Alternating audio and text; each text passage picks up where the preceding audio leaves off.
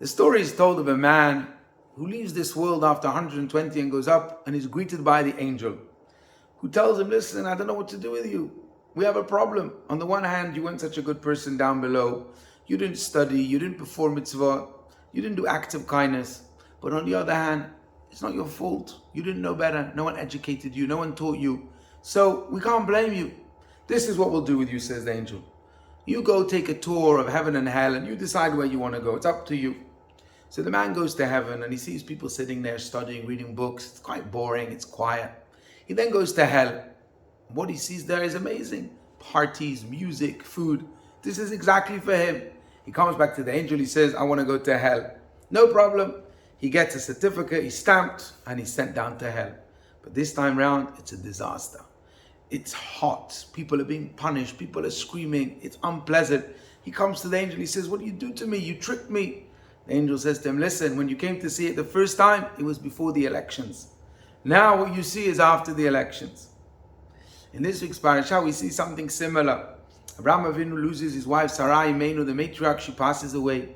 He's looking for a place to bury her. And he comes to Rbbi, Hebron, and he meets a man called Ephron and says, I'm looking for this place to bury my wife, Marata Machpelah. I like this place. Will you give it to me?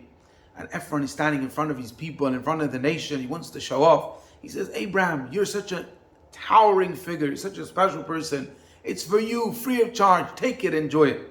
But then when everyone goes away and Abraham and Ephron are left just the two of them, suddenly Ephron changes his tunes and he says to Abraham, please, give me 400 silver coins. Suddenly he wants money. Suddenly the story's changed. Unfortunately, we have people like that. They talk a lot. When it comes to the crunch, they change everything. Contrast this with Abraham. We just read last week's parashat when he meets the guests. What does he say? He invites them to the home. He says, let me give you a little bit of food, a little bit of drink. But then, a feast. He gives them bread. He gives them milk. He gives them cheese. He gives them meat. He makes them an amazing, lavish banquet. He promises little, but he does a lot. And that's why it says in Pirkei Avot, Emor me'at va'aseh harbe. Say little and do a lot. Judaism demands of us less talking and more action. Let's learn the message from Avraham Avinu. Let's follow his footsteps. Promise less, but do much more. Wishing you Shabbat Shalom.